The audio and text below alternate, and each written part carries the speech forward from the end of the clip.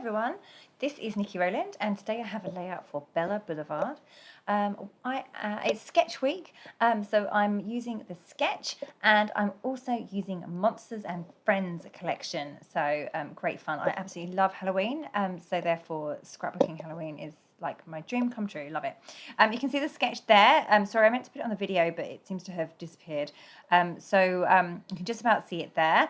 It has a block of 3 photos. They don't necessarily have to be photos, I suppose, but I have 2. They're square photos, and my photos are about 3.5 inches square. And then I need a third photo, but I don't have a third one, so I'm going to create one using a piece of a cut apart sheet. For a Halloween background, I tend not to use white card. I don't feel that white is a good Halloween colour, so I've got an orange background that is it's a tone-on-tone colour. It's the orange colour from Bella Blvd, and it's got slightly darker orange stars all over it, all over the background. It's very subtle. You can't see it on this camera, on the screen right now, but if you look closely, you can see the stars. They're very, very lovely. So I've chopped that down to about 11.25 inches square, distressed the edges and stuck it onto a piece of black cardstock, because black is definitely a much better colour for Halloween than white. So I've done that. And then you can see that I have my 2 photos in place, and then I'm thinking about what I can put as my third one above those.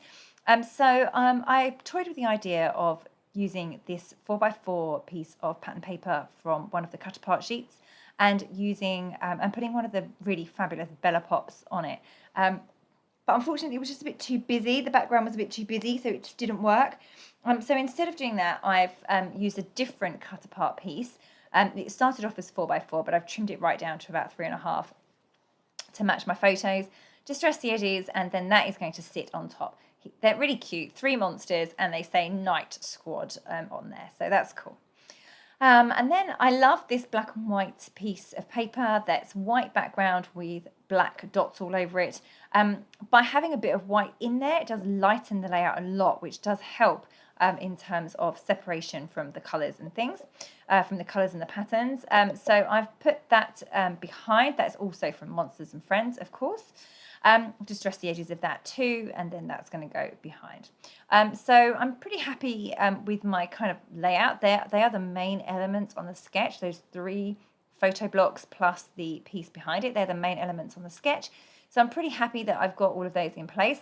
I just wanted to bring in the colour purple. And the reason I wanted to do that is because my little boy in the photos is dressed as a dragon. Now, he's actually in navy blue, but purple goes pretty well with that. And he has orange wings, which is kind of perfect. But I just felt that I needed to bring in a bit of that darker colour, and I thought the purple was a good substitution for navy, even though, because there's no navy in this collection, it's the purple colour. So anyway, that worked really well to bring in another colour that kind of matched him. He doesn't quite match, but it works. So I'm just bringing in that colour, mounting the photos onto the onto those squares of purple. Unfortunately, I didn't have the orange background with the stars on. There's a similar one in purple, but unfortunately I've used it on a different layout, so I didn't have any of that spare. So I reached for my Bella Blvd's coordinating pack for Monsters and Friends, and that has the graph, freehand graph and dot paper in it in the same colours as Monsters and Friends. So I pulled out a purple sheet from there, and that was perfect to mount my photos. Of course, mounted them, distressed the edges, and now I'm getting everything stuck in place. So I've played around with this many times now, worked out where I want everything. I'm happy with how everything is looking. So now I'm going to go ahead and get sticking. So my pig piece in the background is stuck down already. I'm just adding my photos now, and I'm sticking the bottom edges flat and raising up the top edges. And that tends to be because I like to put embellishments along the bottom of photos rather than along the top. And I do like my photos to be mounted on foam pads so that they have some good dimension. So that's what I'm going for here. Although in the end, the embellishments as represented on the sketch are over on the left-hand side in between the 2 photos. So they do end up going across 2 different levels, which is kind of what I was I try and avoid by raising the top of my photo, not the bottom. So anyway, it didn't quite work on this occasion, but there is still good dimension, so all good. Right, okay, so now now the main elements of the layout are in place and stuck down. I need to work on all the other bits and pieces. So from that same cut apart sheet, I really liked the little squares. They're about 2 inches by 2 inches. One is black and has a little monster on it. One is green and has a spider in it. So I've used those on the parts of the sketch where the embellishment clusters are represented.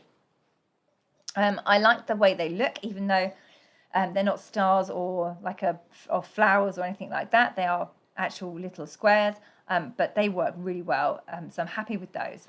Just adding a little chipboard ghost at the top there as well. And I've added an ephemera monster above the black square on the left. So what I need to do now is add a title.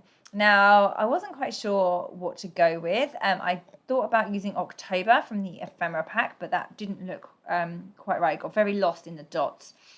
So now I'm using Halloween, which is thicker. It's very, very black letters. Chipboard from the chipboard sheet, obviously.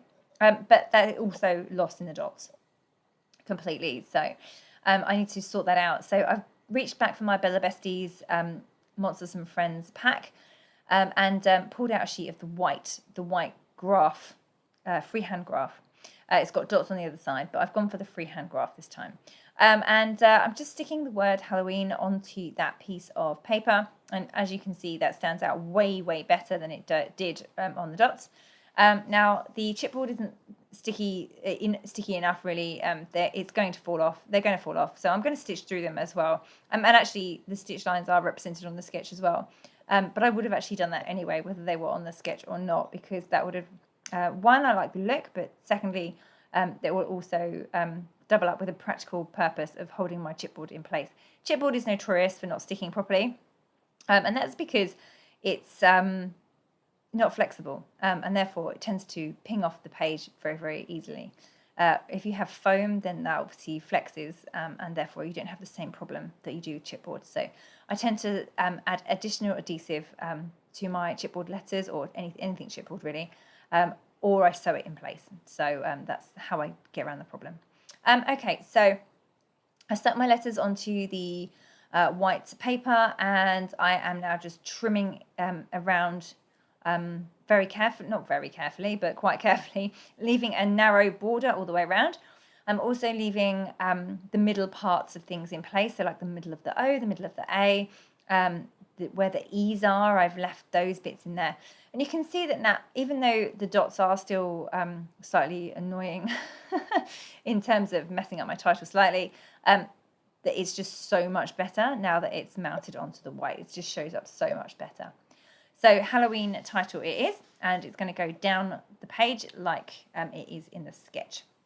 I tend not to like titles on their side, but this one definitely works. It was a perfect place for the title there. Okay, so I now need to work on a few other little bits and pieces. What else can I put onto this layout? So over in the top right, I've added the chipboard ghost that I mentioned earlier, and I'm going to add a few other bits and pieces as well. So I've got some flowers there already. Over on the left, I've pulled out a couple more flowers to go there. I'm thinking about putting something at the bottom, but it's not represented on the sketch, and I didn't like the look of it. It's like an oval bracket type shaped piece of ephemera, but it definitely didn't work. So I've moved that out of the way. I'm going to stick to where the two clusters are that are represented on the sketch. Yeah, just got to build up on those areas now. And you can see that above the photo on the left, I've got a little symbol, a little tag or sign that says label, that's the right word, that says trick or treat, and above that says scary.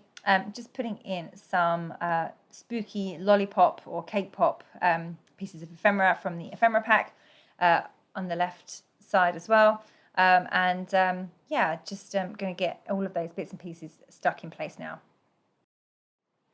Okay, so fast forward to everything being stuck down now, and I've also done my stitching. I've also added a stitched border around the outside edge of the layout as well. I'm just grabbing my black paint shaker pen. It's actually not my regular one, even though my regular one doesn't work very well either. And this one also doesn't work particularly well. So I have a few rogue splatters, but I was just aiming for a few splatters in certain areas where the embellishment clusters are, but some of them went a little bit rogue. So I have some extra ones. I've also completely covered my brand new background in black paint splatters, but there you go. I'll be stuck with those for a few weeks now until I replace it again. Okay, so finished the paint splatters, and now I'm just going to add some last minute things. The word scary, and then up the top there, fun and eek. There was a little gap between the Night Squad journaling card and the Spider journaling card that was bothering me. So I've bridged that gap by placing a pumpkin sticker, the word fun and the word eek. They kind of bridge that gap very well, and now it doesn't notice as much. Just adding a few enamel stars from the Monsters and Friends collection. Yeah, I'm pretty much done. I've handwritten my journaling at the bottom left corner as well. And that's it, that is done. There you go. Thank you very much for joining me. I hope you're inspired by the sketch, and I hope you like how I have interpreted it. And I just love Monsters and Friends. It's one of my favourite collections. Yeah, thank you so very much for joining me. That was Nikki Rowland for Bella Blvd.